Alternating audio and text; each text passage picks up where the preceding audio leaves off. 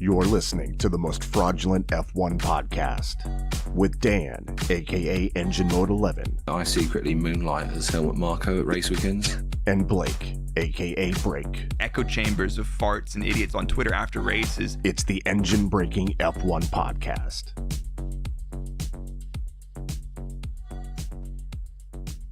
Boom. Hello, welcome to Engine Breaking, episode 36. Our 1 year anniversary. We started this podcast a year ago, Blake, didn't we? Wow. Congratulations to us. Yeah. We've done it. Full circle. We've made it around the moon once, just enough time for you guys to hear our terrible takes that completely crush all of your biases, because we won't let you get away with any trash like that. So welcome to the podcast. How's everybody doing tonight? I hope you're well. Dan, you want to introduce yourself? How are we doing? Yeah, hello. I'm Dan, EngineMode11. Frequently on Twitter, causing issues and bitching about my life, basically. Have you caused any massive issues on Twitter lately? Because obviously, since you don't work for Red Bull anymore, you haven't been called into Christian's office to be like, Dan, we know that you didn't do anything wrong, but you can't do that thing that's not wrong. I posted something semi-controversial last night, and it was in regards to Alex Albon, if he ever was offered the Red Bull seat. And I said, if I was Alex, I wouldn't go back to Red Bull anyway. And some guy was like, "Oh, you're milking being an ex-F1 employee." And I was like, "Well, yeah, mate, because being an ex-Uber delivery driver doesn't quite have the same ring to it. So yeah, I am gonna fucking milk it. Thank you." Yeah, exactly. It's like, why should I listen to your takes on F1? Oh, no one should. Yeah, exactly. Well, that's true. But you know what? You guys are here.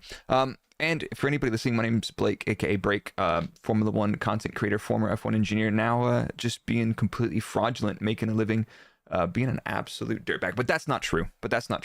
So together we are the Engine Breaking Podcast. Thank you guys for 1 year of support. And if anybody's been here since the first day, I feel really sorry for you guys. Yeah, honestly. wow. It's never difficult. Just talk to somebody, see how everybody's doing, make sure, just check in, tell your parents hi, see how it's going. Yeah. But a year of the podcast, it's actually been easier than I think. I suppose that was reflected in our absolutely shocking production values of where every week it's a fucking shit show, but still it's not been as bad as I thought it would be. No, I mean, it's one of those things, like once you figure everything out, it just gets a little bit easier every time you go live, and you get into a bit of a groove. So, you know what? I've been really enjoying it. So, you guys, and yeah, also, thanks for being here. Yeah, real quick. Also, this is our second live episode on YouTube. So why don't we jump straight into it for everybody that's new and waiting for us to get to the point? Because in case you guys don't know, I have crippling ADHD, so it's kind of yeah. We could be all over the shop. Blake's crippling ADHD. And my dulcet dad tones, it's a killer combo. We just do this podcast so my voice can calm Blake down, basically. Yeah, exactly. I'm a bit fight or flight adrenaline all the time. Let's get into it. Tell sorry. Beautiful ladies and gentlemen what we've got for them today. Yes, hello, welcome. It's the Dutch Grand Prix review episode. We'll have a little talk about what's been going on in the F1 news cycle. We'll break down the race weekend, giving all the exclusive, highly detailed technical analysis that two ex-fired engineers could possibly give you. And then we'll give you our random fandom reports. If you don't know what random fandom is, it's where we randomly pick a team to big up for the weekend. So we'll give you those for the Dutch Grand Prix. I had McLaren. Blake, you had Aston Martin. That's correct, yeah. Yeah, and then we'll redraw again for the Monza race, and we'll chat about Monza. Just a little sneak preview to the random fandom, and we'll get back to that towards the end. What are you thinking for McLaren this weekend? Are you happy with their performance or not? I am happy with certain aspects of their performance. I think one element of the team sadly dropped the ball, which I think affected the rest of it. Yeah, I think Aston was a little bit of a mixed bag, and we'll get back to that. I've got some good and I've got some bad to say. And then after that we'll pick our next teams for Monza. Unfortunately, I'm going away this week, so I'm going to miss the live streams over on YouTube. But I might be back on Sunday in time to do it, or I might just be knackered because I'm going to have some really excellent beer in Bavaria. So, Get in, give yourself a little Bavarian toot toot. Big toot toot. Tell us. Let's talk about the news. What's going on? Like we're gonna spoil some of the race analysis and breakdown because some of the biggest news from the week happened during the week. Yeah. So obviously the biggest news is Daniel Ricciardo unfortunately suffered wanker's whiplash during what was it, FP2? Yeah, it was P2. Yeah, FP2, where he valiantly decided, I'm not going to crash into Oscar. I'm going to point the car into the wall. And unfortunately, he paid the price for that decision. Yeah, broken hand. Isn't it? Yes, broken metatarsal, or is it metatarsal, or is that the one in your foot? I can't remember now. Metacarpal hand, I think. Tarsal. Metacarpal. Okay, yeah, that would make sense. Yeah, I'm something of a scientist myself. Yeah, as qualified doctors, he's got wanker's whiplash, and yeah, so he's had his first operation on it, and he's gone to see the same wrist doctor as Lance Stroll did. Another wanker's whiplash sufferer earlier this year. Our second wanker's whiplash incident of the year. How do you break that to somebody? It's like, yeah, so what happened? Oh, I was driving a Formula 1 car. Sure, you were spanking it a little bit too hard, weren't you, mate? It's like, oops. Yeah, so we got our Liam Lawson debut. Oh, we'll talk plenty about that.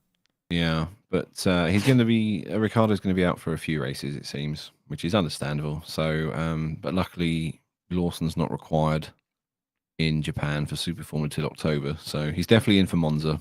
We know that. I would highly suspect he's in for Singapore as well. Yeah, and what's after that? Qatar? Oh, I don't even know I barely knew it was Monza this week, mate, let alone what's going on later in the calendar. Yeah, so we go Monza, week off, Singapore, Japan, week off, Qatar. So I think he's in for a couple of weeks. Easy. But so Lawson is P2 in the Drivers' Championship in Super Formula. And Super Formula is a really interesting series that a lot of the Red Bull drivers have gone through. And there's a lot, like I started to work on a video about Super Formula and then I gave up on it. Sorry, Snakes, who helped me with some research for it. But I was just like, there's a lot going on in F1 right now. I can't talk about Super Formula, but the cars in terms of performance are pretty rapid. Like there's kind of like, it probably goes something like IndyCar, Super Formula, and then Formula 1 in terms of performance. And it's a spec series and only Japanese circuits. But it's good. Hey, here's the other thing though. De Vries is still on contract. So Lawson could cover up to the US Grand Prix. After that, during Mexico is the penultimate round in Japan at Suzuka. That's a doubleheader weekend. So that's the final weekend is the 28th of October. So we could potentially, if Daniel's recovery isn't going as well as expected, De Vries might be in Mexico. What a wild turn of events that would be.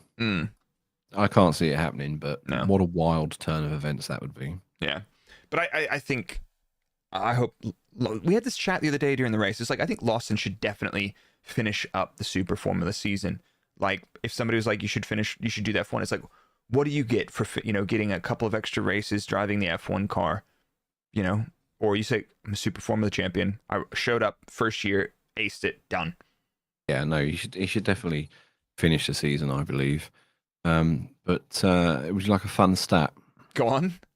AlphaTauri have had more drivers this year than they've got points. So they're on 4 drivers and they've only got 3 points. So oh my god, dude, that's big yourself up, AlphaTauri. You know what? And just to talk on that for a moment, I really hope they do a better job next season because, like, you've got Red Bull 540 points, AlphaTauri dead last. They're getting beat by Alfa Romeo, and Alfa Romeo have been insanely disappointing this season. Even Haas have been doing remotely well. Well, speaking of which, AlphaTauri said that for 2024 they are taking as much as they can legally from Red Bull. Mm. I think they've discovered the errors of their ways where they sort of said, no, we're going to try go off and make as much of the car as we can. And now I think they've realized, yeah, this one hasn't really worked out, lads. Let's max out the credit cards with the sister team and buy as much as we can. Honestly, in the past, I can understand, like back in the day, Red Bull's first points were with Toro Rosso, which is now AlphaTauri. Yes. So, or was it their first points or the first win? I believe the first win, Sebastian Vettel, Monza. Yeah. Yeah, exactly. 2000 and nine? No, earlier than that. Oh, surely Vettel. 1975. No, come on, I'm going to know this. While you're looking that up, I feel like it's one of those 2008. 2008. Okay, so it's like one of those things like, oh, we did this in the past. It's like, mate, it's 2022. You guys need to buy everything you can buy from Red Bull and then focus on doing what you do best. Don't duplicate stuff and waste resource. And I feel like to some extent it's a little bit of arrogance to that regard. Like, no, we can do a better job. We can do a better job than they can. It's like, maybe you can, or you can focus your resources and effort on things that make a difference and stop wasting money on standard components, because those kind of components shouldn't be performance differentiators. So that was a lovely piece you've just said, but unfortunately chat calling you out because you said 2022. I'm talking about last year. I was gonna say, I hate to break it to you, mate, but you're a year older. No, exactly. But I mean, like, even up to last year, it's like, right, this is the cost cap era. Why are you wasting money? Yeah, so that's what I'm referring to. But anyway, yeah. What else this weekend? We've got some great early news. Sainz apparently is talking to Audi, confirmed by Sainz Senior. So Carlos Sainz Senior will not drive for Audi, which is currently Alfa Romeo. Shame. Yeah, he might do as good as Carlos Sainz Jr. I don't know. Maybe.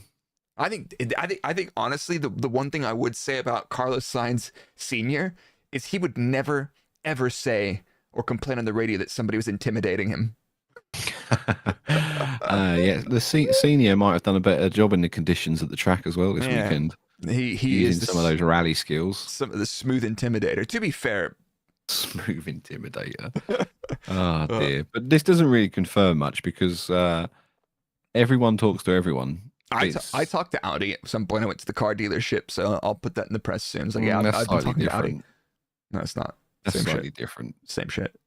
But yeah, a lot of drivers talk to a lot of people, and when I say drivers, it's their agents, isn't it? Their agents are always out there sounding out with other teams and things like that, saying, hey, So I wouldn't read too far into it. I think it's probably a smart ploy from Sainz Senior to sort of say to Ferrari, we do have interest from everywhere else. So are they planning on adding some rallycross tracks to the 2026 calendar for Sainz Jr. or what? Yeah, this is the ghost of Bernie Eccleston has decided we're now going to race on the Helsinki rally course halfway through the season. You say that, and if you're listeners, you're gonna be mad at me. Some of you might be even shocked. I didn't watch Cars for the first time until this year, and last weekend I watched Cars 2, and I noticed that was his name Francesco Bernoulli, the Italian Formula car? Yep. Oh my god. He wasn't really good on that one stage that has a rally track in the middle of it. He was absolutely shocking in that section of the track. But I think Sainz, the smooth intimidator, could actually well, he's the smooth intimidatee, isn't he? Fair enough. Yeah, so there you go, ladies and gentlemen. The two middle-aged men in their late 30s giving you all the technical analysis of the Cars film. Oh, Francesco Bernoulli would have done a better job with the pit stops this weekend. So let's get into before we get into the race weekend though. Just another thing. So if you guys have been hanging out around the stream, you know that I typically stream qualifying and race watch-alongs and qualifying analysis over on Twitch. In case you missed it, those are all now on my YouTube. So if you haven't, head over to BRRRAKE F1 on YouTube, hit that subscribe button, and keep an eye out on the live thing for the streams.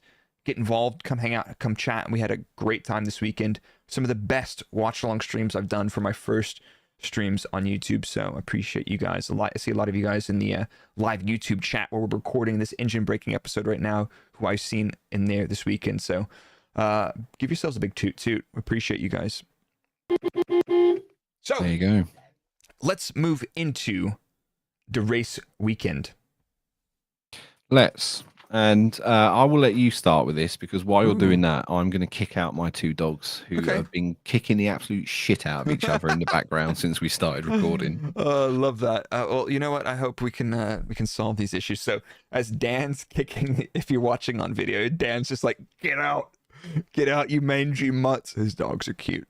So let's talk through the race weekend. We had the build up. FP1, Schwartzman was in the Ferrari in place of Sainz, and Sainz just stood there looking at him like, he's driving my car. But that's no one. I'm fairly sure this is the thing last year, but teams still have to use 2 young drivers in free practice 1 sessions this season. And I don't feel like we've seen a whole lot of those. So I feel like a lot of people are saving them for the end of the season, hoping to get the most out of their free practice 1 sessions until all the chips are down. Yeah, we have Felipe Drogovic confirmed to be in the FP1 for Aston at Monza. He's a bit of a weapon. Did he not do that last year at Aston? He did, didn't he? Yeah, he has. Yeah, and they could use the same rookie twice, but I think they have to use 2. They have to give up 2 free practice 1 sessions for their rookie drivers or junior drivers or young drivers or whatever they classify them as. But he was pretty strong in the old F2 last season, so up and coming talent and well deserving of some Formula 1 machinery action. Free practice 2, nothing serious and nothing happened at all important in free practice 2. Nothing even remotely remarkable, except for Ricciardo breaking his hand, and yeah, we've already gone through that. Imagine you're in the garage, right?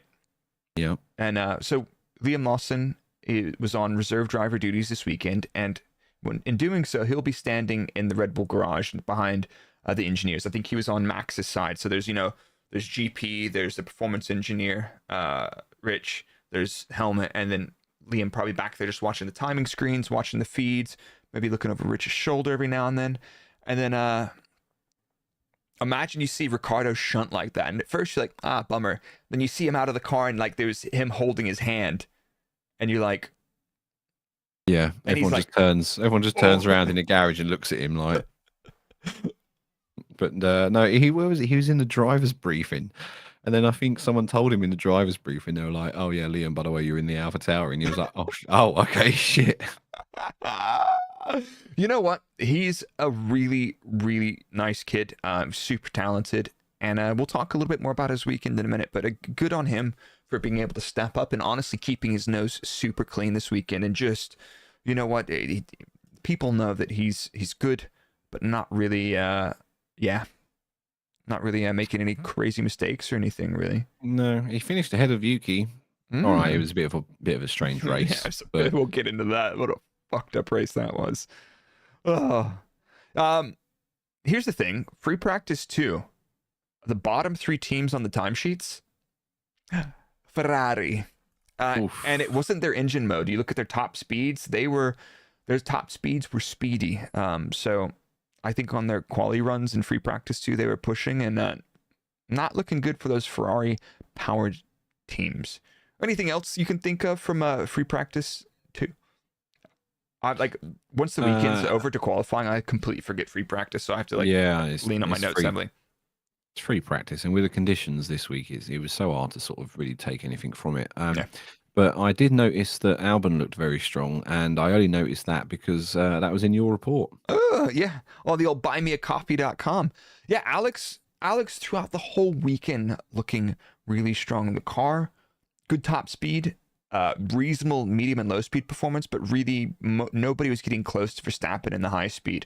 And we'll talk more about the performance in a little minute. But yeah, free practice 3, a mixed wet and intermediate session, and I don't recall anything crazy happening. Maybe a couple people. The Ferrari looked terrible. The number of times Leclerc went off the escape road at turn 1 and other places, and maybe Sainz as well. Yeah, it was like that was. Yeah. What was it? I think he did like four of his runs, and the first 3 he bailed in turn 1. And I was just like, oh, it's going to be one of those weekends, is it? Okay. So there's two things that come to mind there. One of it is brake temperature and brake preparation is one, which is very tricky in the wet. That's normal. It happens to almost every team. Will have brake issues in the wet at some point, or brake balance maps. But Jesus Christ, man, those Brembos absolutely not doing the business. It's not the good stuff. No, and when the brakes are too cold, here we go. Brace yourselves. We're going fucking technical for the first time in a year. Oofed. What happens when your brakes are too cool? They glaze over. They glaze over when they're too cold, don't they? Yeah, it's basically when you're not putting enough energy in them to basically burn the interface, so they generate friction. So you just kind of like smudge them, and they basically you have to get them fucking hot again in order to clear that. And getting them hot means you have to brake hard. If you don't have any mu between the pad and the disc, you can't brake hard. So it's really, really awful thing. And you'll hear drivers talk about their brakes going to sleep a little bit, and it's like it's not typically glazing unless it's in the wet. Yeah, and it's like a vicious circle. Once you've glazed, then you're sort of screwed until you can sort it out. So yeah, there you go. Some slightly technical analysis for you there, ladies and gentlemen. So what Blake is saying is that when you're driving down to your local butcher's, slam the anchors on so your road car doesn't get... I'm definitely not saying that. Your road car will not usually have issues with... glazed brakes. Not unless you scorch them on a racetrack, and melt them. That's good. Yeah, I'm a 3-time winner of the Stevenage as the Traffic Lights Grand Prix, I'll have you know. Francesco Bernoulli, the old lad. Yeah, in my 10-year-old diesel Volkswagen.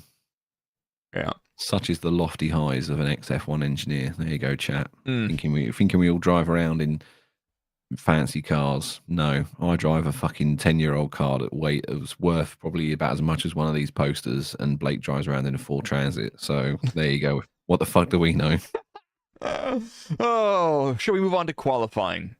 Let's. Right. So qualifying was another. We've had how many? Does somebody in the stream have the stats on this? How many wet qualifying sessions we had where a wet tire was run during that session? I feel like this is one of the most prominent, or the most frequent appearances of the wet tires in a race season we've had in ages. Because I remember seasons when I was at the track, it's like, yeah, we didn't run the wets this season. When it comes up to it, it's like, okay, I'm not sure how much brake blanking we need to use. I'll guess, and I'm usually right. That's fine. I don't know. We haven't tested the wet brake maps this season. It's like when it comes to a wet session, it's not like you can prepare for it. It's like, yeah, it's going to be wet tomorrow, but it's good. It's good stuff. I thought this too, and I wasn't sure if I was just having like a recency bias sort of thing. But I was sitting thinking about this earlier. I was like, I can't remember the last time where we've had so much rain interfere with like weekends. And it's, I don't know, just weird. I don't know if it was a recency bias thing or if it actually is more sort of rain occurring. And yes, I know there's people out there screaming global warming. That's fine, but I'm just saying I don't remember the last time it's happened. Yeah. So if you're long time listener, new time listener, be sure to drop in the comment any stats you got. You got that? And if you're watching this on YouTube right now, hit that like button. We're not doing any fucking research. We're not doing any of our own damn research. Christ. I am. I just didn't do that research. This is the fraudulent podcast where we just make up stats and just go with them as truth. Fair enough. But let's talk through Q1. We lose Liam Lawson, who is basically 1.2 seconds off. It's his second session in the car. It's the inters. He doesn't know the car. He's barely driven on these intermediate tires. He just keeps his nose clean, puts it at the back of the grid. Fair enough. We lose Bottas, Lawson, Magnussen, Ocon, and Joe. Not bad. Not bad. Yeah, I don't think anyone can grudge Liam for that. Yeah, yeah, exactly. It's like at the same time, kept his nose clean. Just stayed out of trouble. You know what? Didn't try to do any heroics. And this track is catching out some very experienced drivers this weekend. It's a tricky track, this one. So yeah, it's good though, isn't it? It's an old school. I know it's such an overused sort of term, but old school, mate, innit? And it's an old school track when men were men.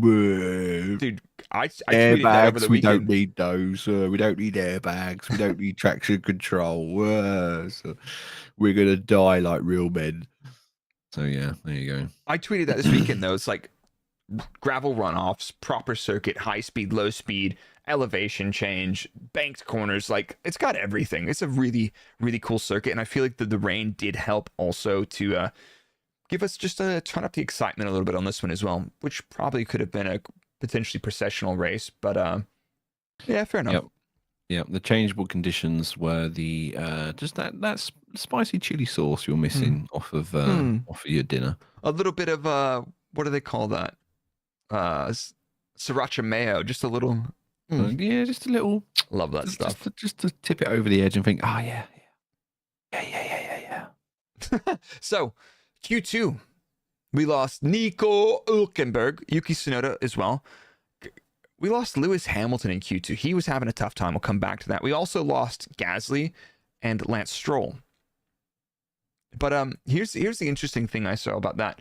Going back through watching the radio messages from Q2, Russell was like, not definitely first time lap, not too push. And then Lewis is out there trying to do 2 push to get the tires in. And that goes to tell me that he was struggling to find the peak of grip of the tire. Maybe I didn't look at their outlap times, but a speculation is maybe he pushed like hell on the outlap and got them way over the peak, which I don't think is the case. But he was really struggling with that. And he really didn't have anything much to say. He was like, he said in the press that they went different directions with the setup. Maybe that was it. But he was kind of just like, yeah, you know what? It is what it is. And I think it was what it was in the end. We've seen this a few times this season with Mercedes where they just sort of seem a little bit lost on the Saturday with one of the cars. Yeah. And I think, I don't know, how do I say this without it making it sounding like it's slander against Mercedes? It is. Yeah, slander. sorry, it is all slander, sorry. But this is what happens when you don't have such a powerful car to rely on. It shows all the weaknesses in your other departments. Yeah, and that is definitely, I would say, a very, very valid statement. Like in Red Bull, even Paul Monahan, their trackside technical car chief guy, I don't know what his title is anymore, but he was like, the car's just good everywhere. Like it's not amazing anywhere. It's just good everywhere and doesn't have very many places where it's off. And people that are struggling, they're lacking in at least one of those categories, and we can do better than that. But this year, Hamilton Russell qualifying tally 7-6, and in Hamilton's favor. That is toit. Guess who has the only 13-0 on the grid right now? I think I know this. Is it Albon? Yep, Albon 13 to Sargent's 0, and those stats are courtesy of my buddy Tomo, who posts these qualifying tallies every weekend on his Twitter. And if you're not following Tomo on YouTube or on Twitter, great creator, a good friend of both Dan and I and the podcast, and an absolute legend. So check him out. Good old Tomo. Yeah, I'm not bigging him up because he didn't transfer me 20 quid this week to big him up on the stream. So you got to pay your bills, Tomo. He didn't pay me a damn thing. I just doing it for free. Oh my god. I like Tomo. He's a good lad. He is. And shit tasting football teams. But other than that, yeah. What's his club? Is it West Ham or Aston Villa? He's going to fucking kill me now. I can't remember if it's West Ham or Aston Villa. Either way, they're shit. Oh, no. He's going to kill me for that. Who's your football club then? I don't really follow football, but if I had to pick one, it's going to be Arsenal. Is that good or bad? It's typical, Dan. I think Arsenal are like the Ferrari. We're still living off our glory years in the early 2000s. Yeah. There's somebody in chat saying West Sham or East Ham. Wow. Anyway, so let's go back to the Formula One. This ADHD trips have been great this episode, though. I appreciate you guys. I'm leaning into them as well. Yeah, that's good. I know you're enabling me, son of a bitch. Yeah. So what do we got? Q2, Hamilton knocked out. Q3, everything's on slicks, but we had 2 substantial delays. The track was drying, but it wasn't particularly perfectly dry yet. We've got Sargent out, and we've got Leclerc crashing out. Leclerc's crash was like one of those slow motion things, like, oh, that bitch is understeering straight into the barriers, and he did. But between those 2 red flag periods, the track dried out a bit, so it's like every lap the drivers went out, the track was so much different. So that was probably a very challenging aspect of it. So on those crashes are always the worst. It's Yeah. just like slow motion. I can see what's going to happen, but I've got a few seconds to think about it, sort of Yeah. thing. It's like, actually, you know what? Let me slow it down a little bit and just enjoy this. No, I'm just kidding. I don't do that. But yeah, Did Norris. you see? Go on. Sorry to jump in. Did you see Perez hit the wall as he came into the pits? In the race. Oh, was that the race? That was I the can't race, remember yeah. if that was the race or qualifying. Okay, it was the race. Sorry, Yeah. sorry, Well, I jumped we ahead. spoiled the race. The race is over, guys. That's it. Done. No, but Norris on that final run, you know, the final run in Q3, and everybody's getting all hyped up, and you're seeing purple sectors pop up. Lando Norris throws a stinker in sector 1, and we're like, oh shit, is it happening? Norris pole, and then Max absolutely pulls his pants down and spanks him in sector 2 and 3. But I mean, that was an impressive run and a really strong showing from Norris to qualify P2 on the grid.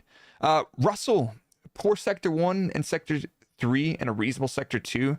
That pretty much tells me, looking at their top speeds as well, they had quite a bit of downforce and drag on the car, but not unraceable. The field spread, I think the field spread was, there was a second between P1 and P5, but I think if the track had been dry throughout, I think that grouping would have been tighter.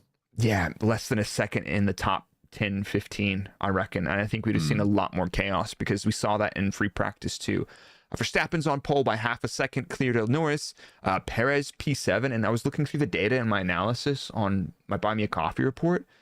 Man, like it looked like he was driving a different car in the 7 and 8 high-speed corner, and then the penultimate corner before the banked bit.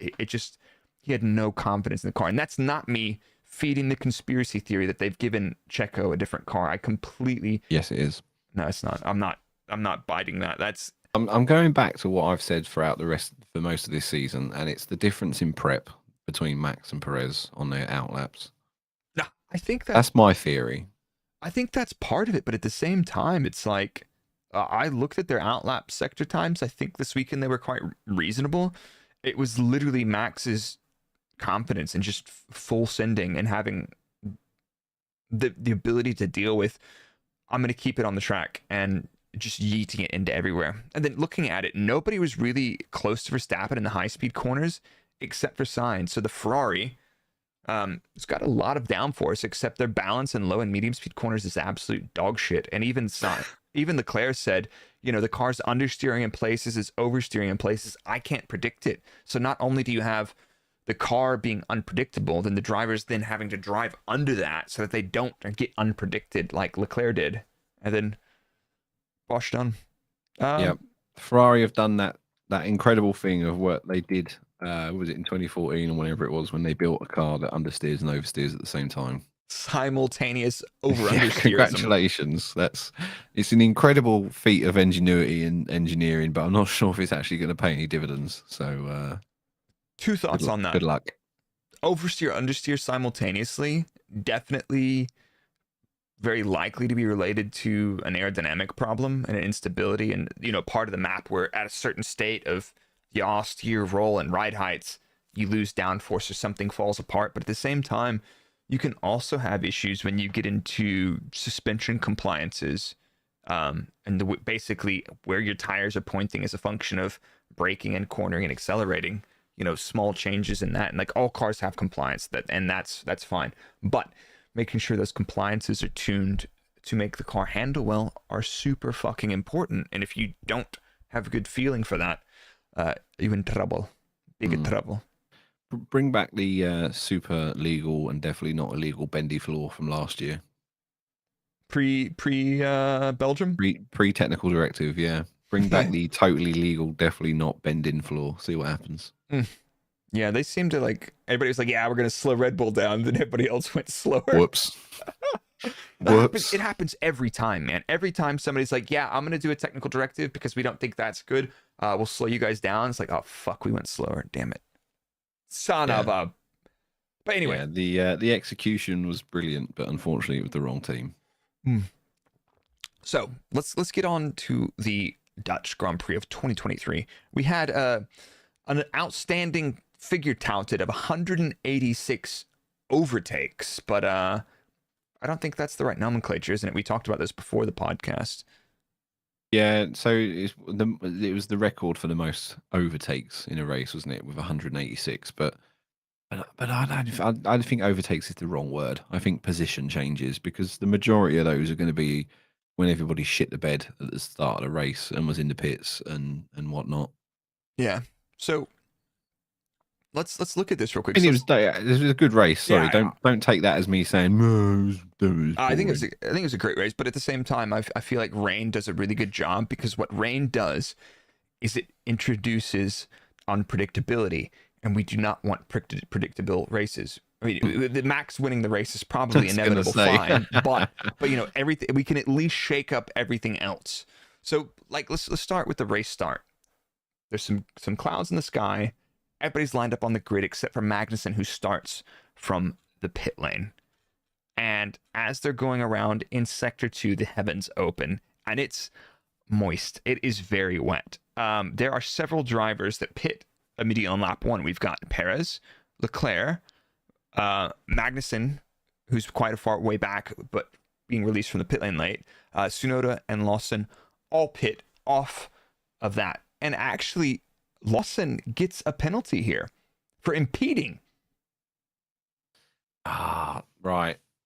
Here we go. Bring on the steward slander that you've all known to come and love. That you've all come to know and love, should I say? Sorry, I got that completely wrong. I don't think that's really fair on Liam. If you watch it, he comes in and Yuki's in the box in front of him. So then he sort of has to sit outside the box, which is unfortunately in front of, was it one of the McLarens? I forgot who is in front of impeding now. So he basically, the box behind them, he's blocked that driver from exiting. Because Yuki's stuck in the box in front of him, in his box. So I think it's more of a team thing than a driver. Like Liam can't help it if the team have basically gone, oh shit, bring both drivers in at the same time. Well, the other thing is he was in the transition lane blocking them. He wasn't in the pit lane. So there's pit lane, transition lane, and then there's where the boxes are, where they stop. The only thing they could do is he could have stopped alongside McLaren rather than, or whoever the team behind them was, he could have stopped alongside them instead of, in front of them. But I think that's one of those things. And also Zandvoort's pit lane is notoriously small and tight. It's quite an old school pit lane. So yes, it is. And it is one of the favorite tracks that we like to reference when we talk about adding extra teams to the grid. Zandvoort is the first one that would not be able to accommodate any more teams because they are maxed out on garage space there already. No, they could just do a better job. Like, honestly, that's nonsense. Just try harder. Just remove Red Bull's catering. That'll fill up a few garage spots. Easy. So yeah, I mean, so that's lap 1. And here's the thing. So the track goes from dry to wet, and the rain lasts about 8 laps, I'd say. And here's the thing. There's a couple teams which pit on lap 1. They full sent on it. And there are a couple teams that pit on lap 2 and lap 3. And if you pit after lap 2, you're kind of fucked. People that did that, there was Russell, there was Hamilton. He pit on lap 3. Russell pit on lap 4 at the end of those laps. Sainz a little bit late. And then Stroll. But here's the other thing. Some people stayed out. And the people on slicks were losing 20 seconds a lap for several laps. Guess how much a pit stop costs you here? About 20 seconds. Yeah, so, there were people that stayed out. Just quickly, chat have corrected me and said that the garages are being expanded for 2024. There you go. So again, how much do I know? Zandvoort's sorted. Yeah. But watching Checo on the Inters basically driving around people like they were in F2 cars was hilarious. Yeah. I mean, and we had people, so the field spread at lap 9 is 100 seconds, a minute 40 after 10 laps because of people that stayed out. And here's the thing. I did a little stat on this on Twitter today. If you pit on lap 2 or 3, if you pit on lap 1 or 2, you gained a lot of positions. If you pit on lap 3, you kind of broke even. And if you stayed out throughout that onto that same dry tire, you maybe lost a couple positions, but if you box at lap 4 or 5, you lost out massively. So the people that didn't make their bed, which was basically Mercedes and McLaren and Stroll, those teams got absolutely hosed in the first stop. So, oof, big oof for those guys. Yep. But yeah, I mean, and that was interesting. So let's shuffle forward. You've got a couple people who stayed out. They fall way back, but you've got Perez, who was he comes out in the front, in the lead. He's something like 13 seconds ahead of Max. In 6 or 7 laps, Max eats up all of that lap time benefit that Checo has, and he's a couple seconds behind him.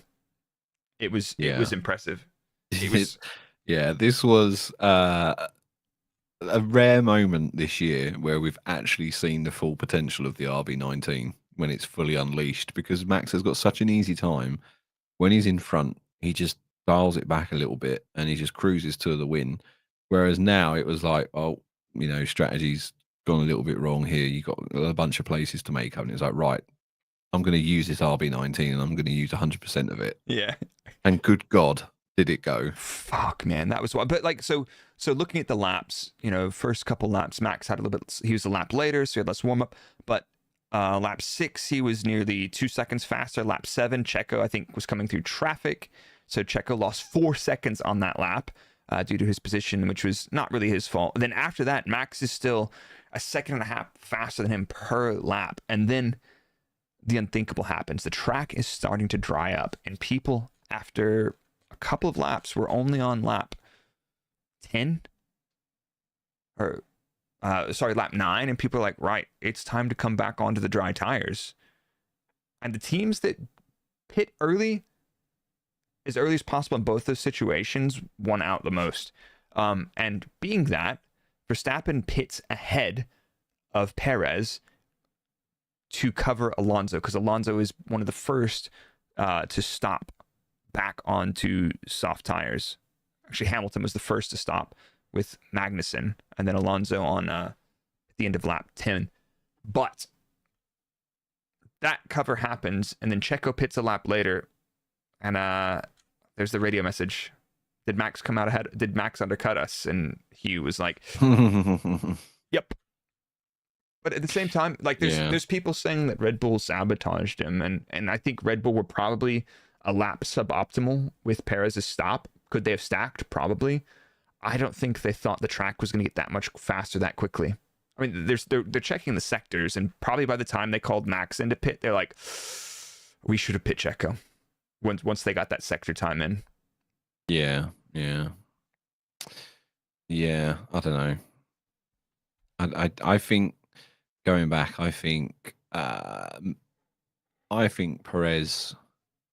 Again, it sounds like slander to Perez, but it's not. It's not. Don't take it that way. But I think Perez's first pit stop in the very first lap wasn't calculated. I think it was a let's experiment for Max by putting Checo on an intermediate tyre and see what happens. And it just turned out to be the perfect time and the perfect strategy. And they were like, oh, okay.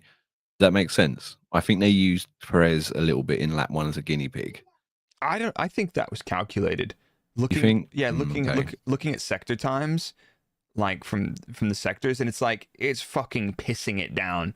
If it's not this lap, it's the next lap, and everything we've learned. Like thinking back to what we've seen before, it's like you can lose more time on a slick on a wet track than you lose by stopping twice in some instances, as long as you're on the right tire on that right lap. We saw it in Monaco. We saw it again here. Right tire, right time. I don't really think that they needed to guinea pig. I think they made the right call with Perez, and they didn't give up track position with Max. And I wouldn't be surprised if the drivers were driving a lot of those decisions to stop.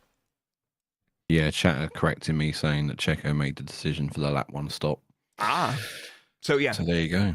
I think the drivers. That would make my theory wrong, and I'm never wrong. So correct. Sorry, chat. I'm just gonna have to ban every single one of you now. Yeah, but I mean that's one of the things. Like the driver has to call it, and Max.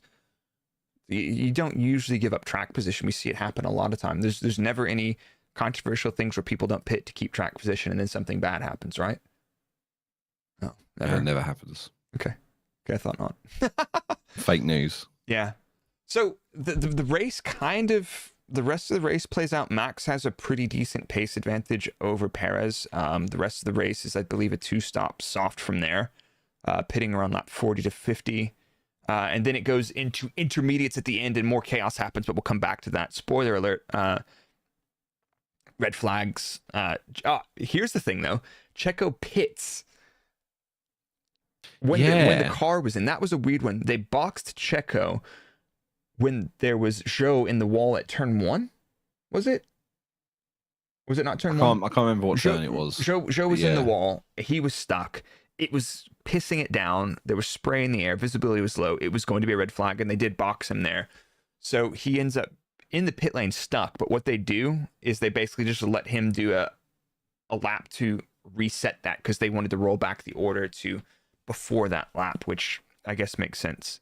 I think we've had this a few times, isn't it? Where it has to go back to the last sector time or something, the last full sector where every car crossed it before the red flag, and they have to go on that order.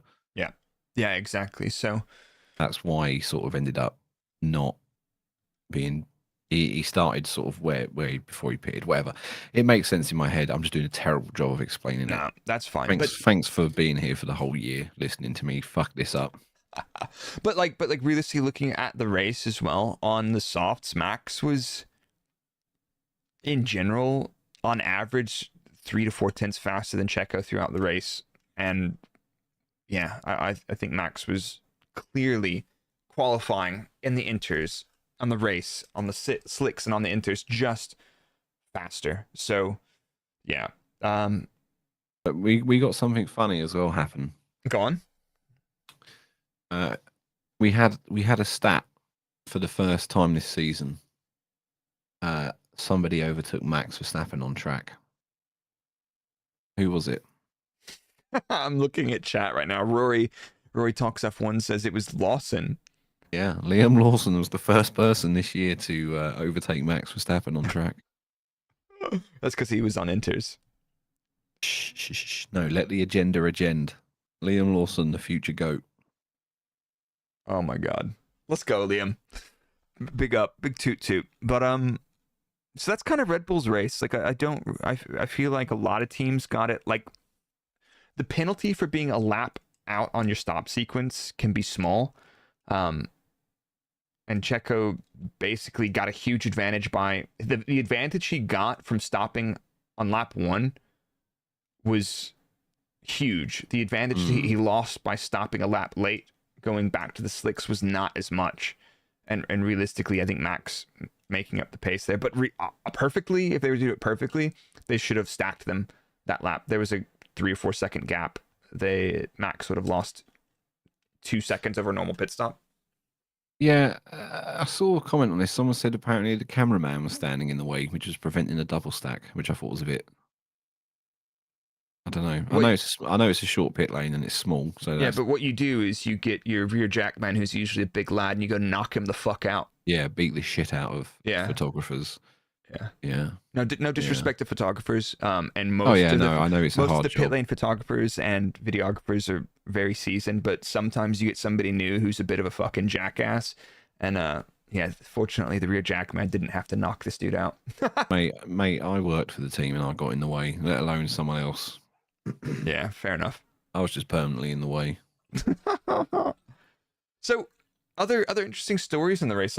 Sorry, quickly, just audio listeners. That was Blake pouring a drink, not taking a piss. If you just heard that. I've got a porta potty on stream.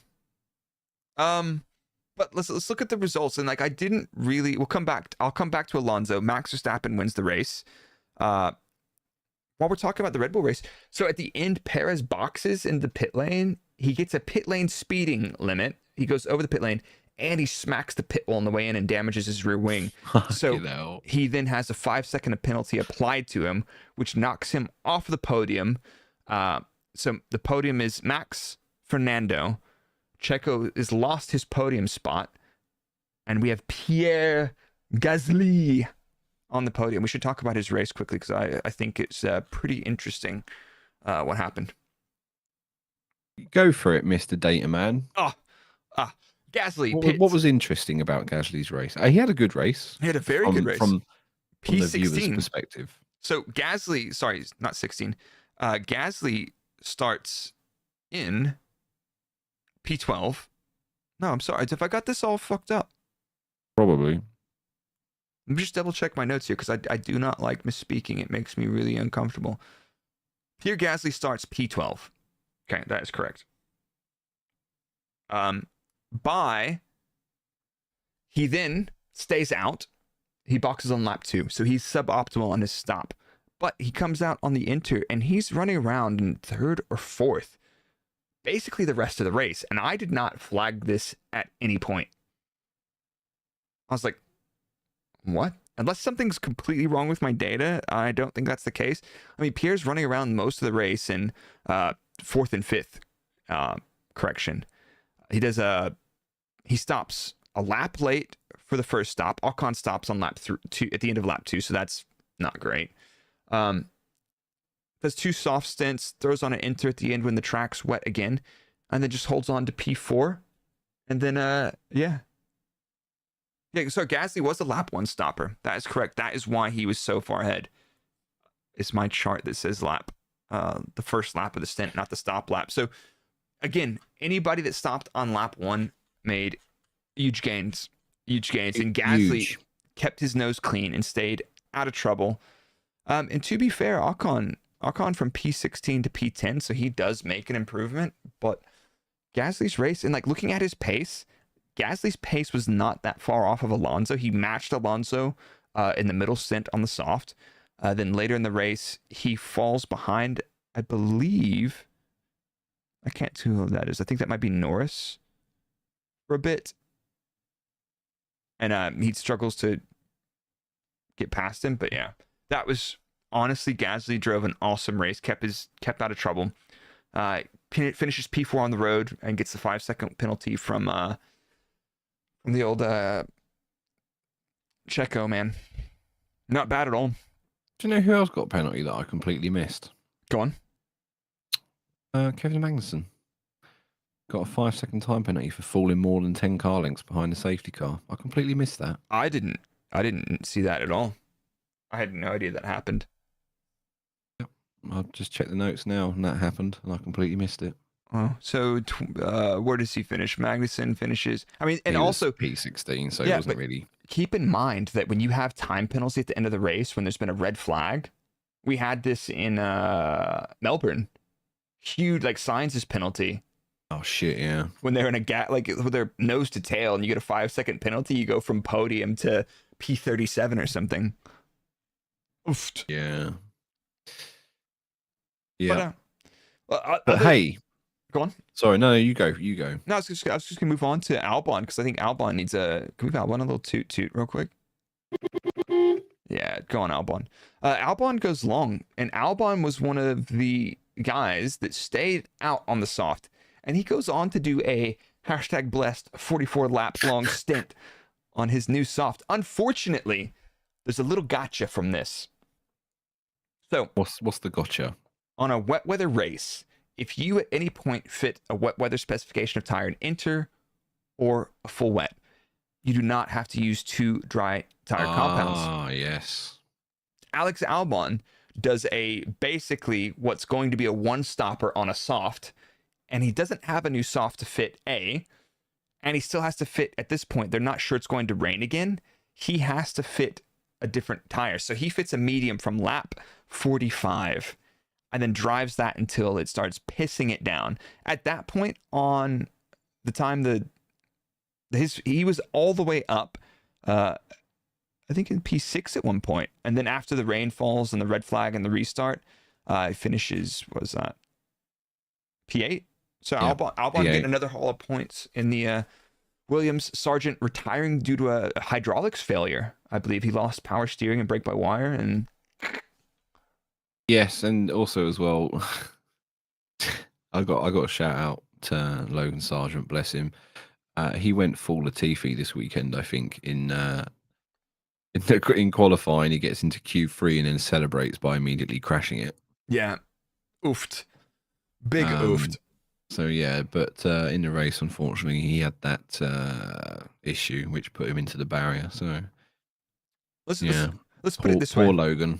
Let's put it this way. Williams, not insanely fast this weekend. Logan, definitely on the struggle bus, like you mentioned. But looking at Albon's lap times on the soft, I mean, given it was a relatively old soft that had been through a lot, he was still half a second a lap off of Fernando towards the end of that after he's gotten to some dag. But I think let's go to this pace ranking order. Red Bull on top, Aston Martin pretty impressive, Alpine hanging on to the Aston, Ferrari a little bit kind of hopeless, Williams not that much worse, probably similar to the Ferrari in race trim. Fucking wild that. Wow, Aston looking quick this weekend. And what did they bring this weekend? A new floor. Oh my god. It's interesting, and I'm going to try and do a video on this in the next week or two. Aston's philosophy from the start of the season to now has changed massively. At the beginning of the season, their philosophy was shitloads of downforce, great high-speed cornering performance, really slow in a straight line, and now they're reasonably quick in a straight line, and they just have no high-speed cornering performance here, at least at Zandvoort, and it's like, okay, something's changed. And somebody's saying around Canada's time they got slapped with a TD about front wing. You know, the front wings are regulated. They can't deflect more than X under Y load. But they found a way to potentially, I'm extrapolating, get around this test and have a wing that bent in a favorable manner. Yeah. Yeah, I was going to say something I've completely fucking forgotten now. Well done, Daniel. Yeah. But speaking of, we missed out somebody from that performance pecking order. That Lewis, at the end of he said, you know, we could have been fighting this weekend if we had made better calls on the pit wall. And yeah, I think that's a fair statement. I think it's positive. I think it's definitely some positivity and some good vibes. But the only thing that showed us that Mercedes would be competitive, at least from what happened on Sunday, was Russell's final stint on the intermediate after he serves a penalty, goes into the pit lane, stops twice in 2 laps, it looks like, and then he's basically somewhat close to matching Verstappen's pace in clean air. So are you telling me this is adding more evidence to my theory that I said a few episodes ago, where the Mercedes is an absolute shitbox on high fuel, and then when it burns off its fuel, its race pace magically, massively improves? I would say that the verdict is still out on that, and I think there's a lot of data we can go look at to prove whether or not that could be plausible. The only thing we can take away from this race was the field spread was really tight. And when you have a close field spread, it makes overtaking extremely difficult. In order to overtake, you need a top speed deficit or a top speed delta and a lap time delta in order to increase the probability of the driver being able to overtake. People mostly being on the same strategy made that difficult from a tire life or tire performance point of view. And the other thing is Mercedes was stuck behind cars that were slower than them, but not that much slower than them. So we really didn't get to see what Mercedes could do at all until Russell was out on his lonesome some 40 seconds off the back of the pack at the end of the race.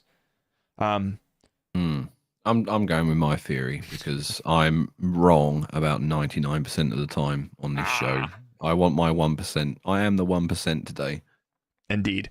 But yeah, I think maybe they do struggle a little bit at high fuel, but I think they've got a lot of other fundamental struggles. And like you mentioned before, when you have a car that's not great, it's really easy for the weaknesses to be very obvious. Whereas Red Bull, like, we got a couple issues. We'll just turn it down a little bit and we'll be all right.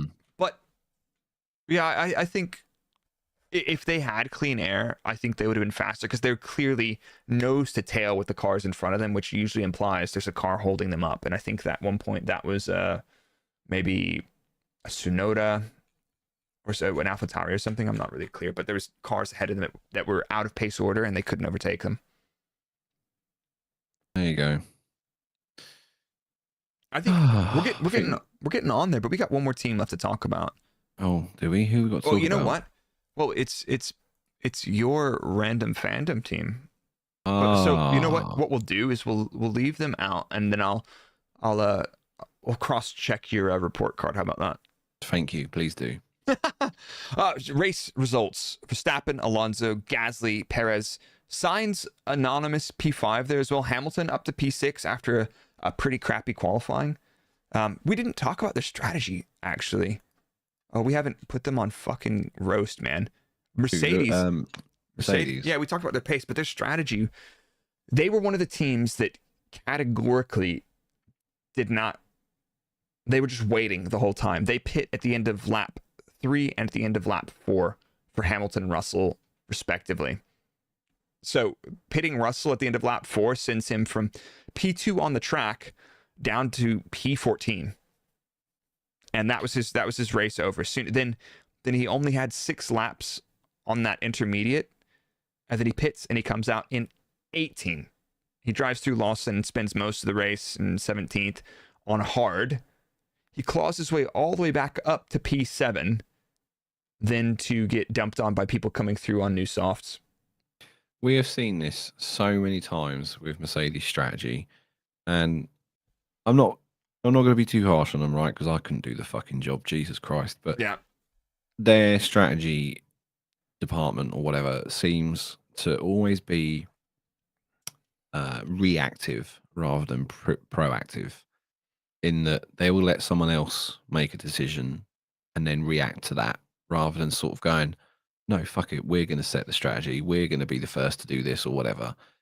And so many times it's caught them out where they've waited and it's bit them in the arse. And I think, again, it's going back to when they didn't have to worry about things like this because their car was so dominant. They were like, we don't need to react. We don't need to do just cover. Just cover. Yeah, whoever pits. just cover. All we got to do is cover because the car's so good or whatever, and we can just cruise it. Whereas now they are in a sea of nowhere. Bless them.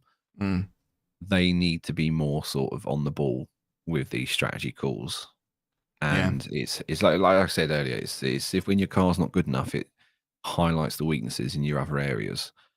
And this is one of them where their strategy, I think the last time they had a good strategy was, I say last time they had a good strategy, but the last time I think was it Spain last year when they did something with George and it was like, but at the end of the day, like there's those risks that you take, the big risk, but like you went out the most by being consistently on it. You don't have to be at the point where you're doing Hail Marys, you know. So it's I don't remember that. I don't know.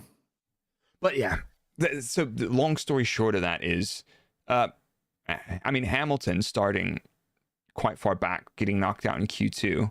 He again lost out from pitting late. Russell lost out from pitting late, and they just didn't. There's another team that did a really bad job of that as well, and we'll get back to them in a minute. But their race is pretty reasonable. I think Hamilton had a couple of overtakes, so Hamilton was able to come through quite a few slower cars. It was the cars that weren't that much slower than them that he struggled to get past, and I think they did have the pace to be up there, but were they going to be faster than Ferrari and Aston? I'm not sure. I'm not sure about that. So yeah, that's the race. Any other? Who do we got? Stroll finishes out of the points. Piastri P9. Lawson comes home P13 ahead of Tsunoda. Tsunoda, who has a 5-second penalty for causing a collision. But yeah, so realistically, Tsunoda would have been still behind Lawson. So no, would he? Yeah. No, I'm not reading too much into that because you know what? It was such a crazy race. I think the fact that Liam finished is good enough. And that was a great trial by fire for him, wasn't it? It's like a super challenging race, lots of external factors, lots of changing conditions, and he brought it home. Yeah. You know, we'll see how he goes with a full weekend of preparation in Monza. Yeah, and I hope he does well. Well, he won't, because I suspect the AlphaTauri is going to be a fucking dog at Monza, but we'll see.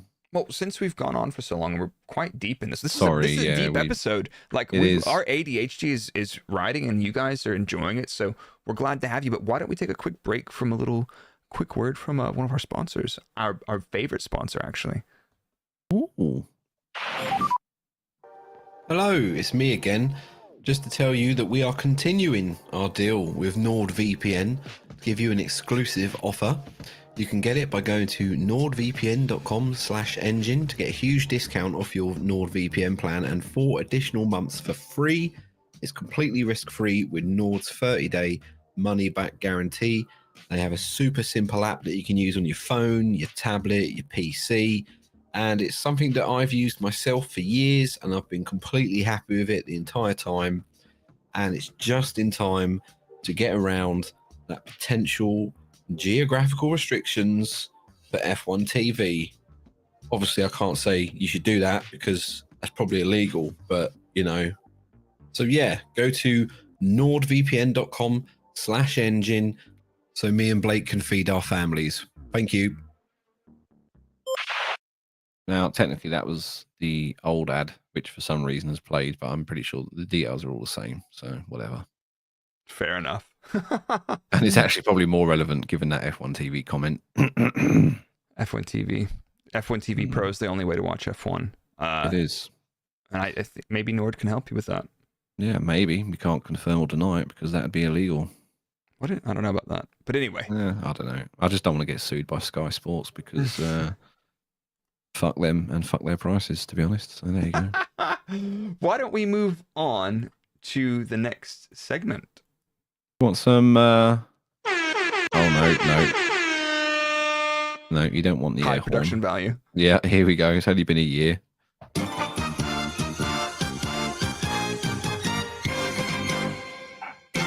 Random Fandom. Oof. We're so biased. That's why we're going to give you a report card on our favorite teams. Dan, why don't you go first? Because I was chomping at the bit. And I was like, I'm not gonna give you a report card on them. But talk to me about it. Right. So they finished P7 and P9, right? So they got some points. Hooray. But the reality is they could have got a lot more if they made some better strategy calls, right? And we can go into that because obviously you got the data. But I will say the good news, McLaren fans, is that the car did look quite competitive this weekend. You know, all right, Lando qualified P2 and perhaps, you know, maybe he should have finished on the podium, right? But should have done. Yeah, I mean, this was, and it's similar to going back to what we were talking about, like where they made some bad calls with strategy and they had to play catch up for the rest of the race. And fair play to Lando and Oscar. I think they did well to recover to P7 and P9. But yeah, the strategy just kind of fucked them over with the decisions they made. They decided to leave Oscar on the dries at the start. And Lando's was just a bit all over the place. So yeah, strategy wise, they let themselves down. So yeah, I give them a C. Yeah, and the car looks good. I feel like you nailed it there. It's the operationally they got kind of screwed, and they ended up like in traffic half of the time. So it's like the same as Mercedes. Like if you end up back in that gaggle, you're not really doing much. The fact they pit Norris so late, that screwed them over. I mean, Piastri ends up, losing out a little bit less, but Piastri also stops at the VSC at lap 16 as well, which then sends him back. Piastri's up to P8, so it's chaos. It seemed like they really, the car looked good in qualifying though, so I'm happy for him.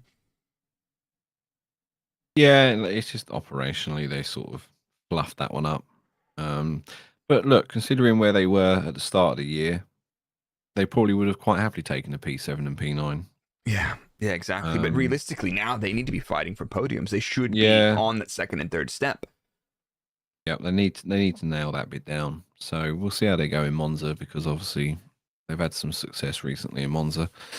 We'll see how that goes. But I'll give them a C. And really, the only issue is the operational side let them down this weekend, which is a shame.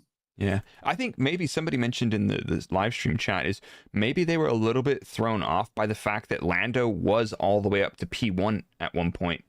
But I don't know. Like realistically, we saw a lot of the drivers making the calls and the drivers not particularly too fussed either. Like, yeah, we can stay out. And it's like, hi, by the way, you're losing 20 seconds a lap. We should probably have stopped you a lap ago. But it's too late. So we'll just let it bleed out a little bit more before we... Yeah, and like Lando and his engineer had some interesting messages going on. I think I can't remember. I can't remember which way around it was, but they were talking about staying out on the dries, and I think Lando was like, "Yeah, no, I'm fine to stay out on the dries," and then immediately gets overtaken by someone on the inters or something like that. It's just like it was a bit. Yeah, they need to sort that out. Fair enough. I think that's a fair assessment. Aston this weekend, Alonso qualified P5, Stroll P11, race Alonso P2, Stroll P11. I mean, and then if we go back, I didn't really, even in my report on Buy Me a Coffee, I didn't really do too much about the Astons because Alonso, I kind of compared him to everybody else. But yeah, Lance just kind of back at the back for most of the race around 18, 19, and then comes back up through. But is Lance got it in him? I don't know. It's. I'll say this because last time I said this, Lance had a really good race, and that's when I said that when they are fighting for, if they ever get to a position where they're fighting for a constructors championship, is Lance the guy that you want in your car? And I said no, probably not. And then immediately Lance went out and beat Alonso in the next race. So who knows? Maybe in Monza, Lance is now going to beat Alonso. But shit talk him for a minute. Get him G'd up. I'm going to shit talk Stroll in the hope that it perks him up a bit. But I don't know if this carries on. Papa Stroll's got to have a conversation, I think. Yeah, I think you're not wrong.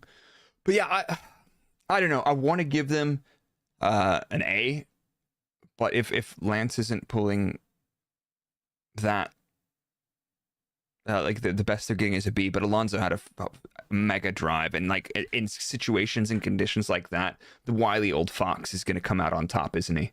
Honestly, and also their strategy, they had really fucking good calls. Him and his engineer Chris, who was the performance engineer that replaced me when I left Force India. Chris was performance engineer on Checo's car, and then now Chris is race engineer. He's fucking good. I'll say that. Like he gets it. His communication's super sharp, super nice dude, and like he's rocking up working with the Dark Lord himself and just doing an awesome job. They've got great communication. The team seems to do a pretty damn good job right now. And it's really good to see that. Really good to see that. They were a little bit late with Alonso coming in. They were early-ish with him going back onto the softs at the beginning. And Alonso was just quick and kept his nose clean, as one does.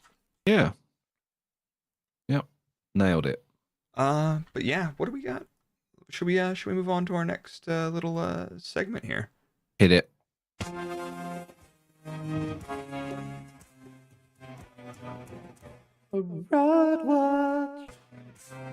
Fraud Watch. So, Fraud Watch is where we put somebody on blast every weekend, and we've had De Vries on there a lot. We've got Ferrari and McLaren on there a lot.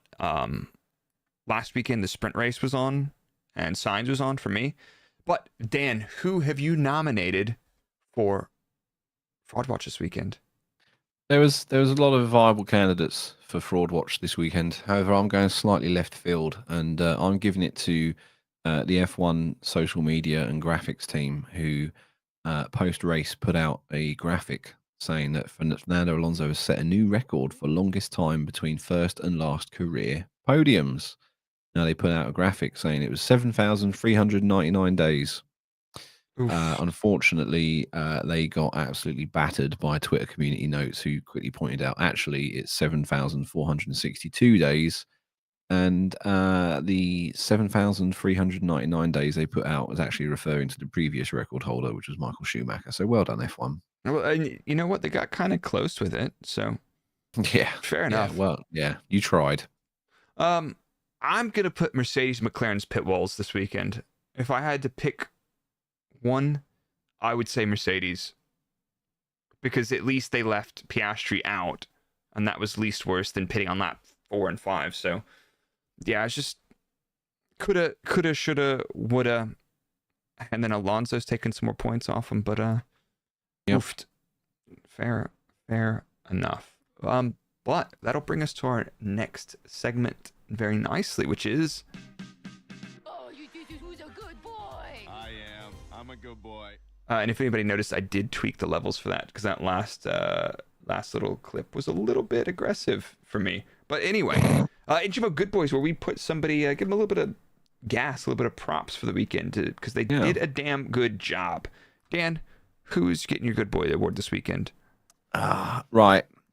In the notes, I've put Verstappen down. Oh, he's going to mix it up. Yeah, for doing, he did a great job and did a good job to pass everyone and take the lead and match Sebastian Vettel's 9 races. Sebastian Vettel. Win record. Yeah, 9 However, in a row. Now we've had an hour and 10 minutes somehow on this podcast to think about it. I think I'm going to give it to Gasly. Okay. Yeah, I'm going to go Gasly for my good boy for shithousing that podium. Fair enough. And then next week, what I'll probably do is give it to Verstappen when he inevitably beats the record and gets 10 wins in a row. Fair enough. You know what? I'm going with Lawson this weekend. Stayed out of trouble.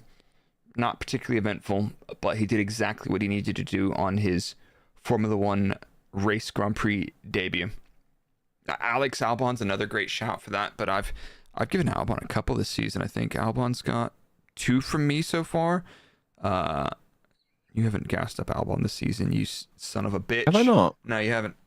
I'm saving it for when he wins in Monza. Fair enough, and we'll get to that in a minute. And that, you know what, Dan? That's a hot segue. Let's talk about before we're an hour and 33 into this podcast, and you guys listening, we appreciate you guys. A huge turnout on the live stream here as well. But let's start rounding this episode off and get into the Monza preview. What do we got? Good news, everyone. The alternative tire allocation is making a return for Monza. Can you remind me what that is? Because I'm like, there was the changes to the sprint weekend tire allocation.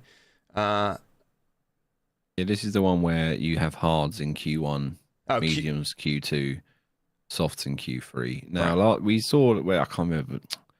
Such a fraudulent podcast. I can't even remember the last time we had this. We've had this once already this season, and it caused a bit of chaos because it made people run out of softs and things like that for the actual race. Lando was one of the victims of that.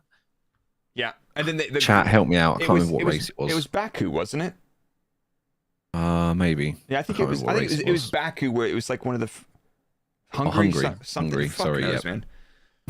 Yeah, Baku was thanks for listening. Baku was the sprint weekend, but like some of these changes are a little bit weird, and I'm like not interested in them, so I don't pay attention to them. But he was out of softs in Hungary. Yep. So yeah, we got the alternative tire allocation is back, but more importantly, we're going to find out if the Monza curse gets broken.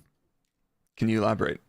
Yeah, last year's, this has happened now for the last few years. The previous year's winner has DNF'd in the race. Who won last year? Max Verstappen won last year.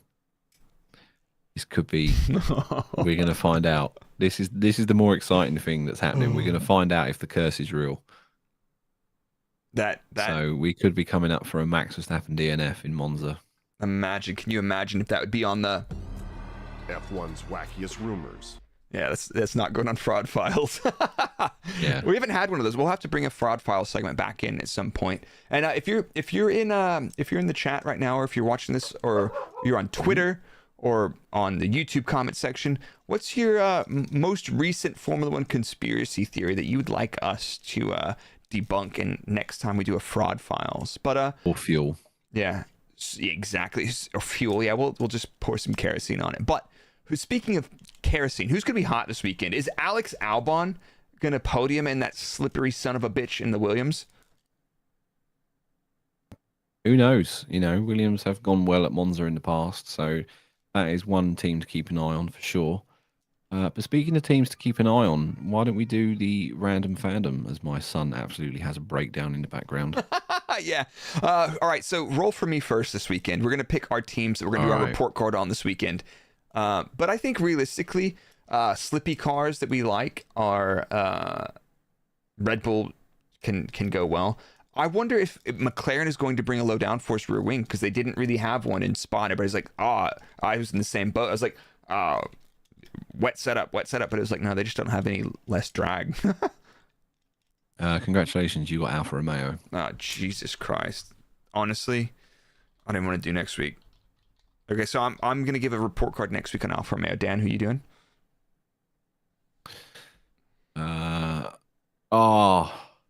I did not make this up. This has not been rigged. I've got Ferrari. Sure.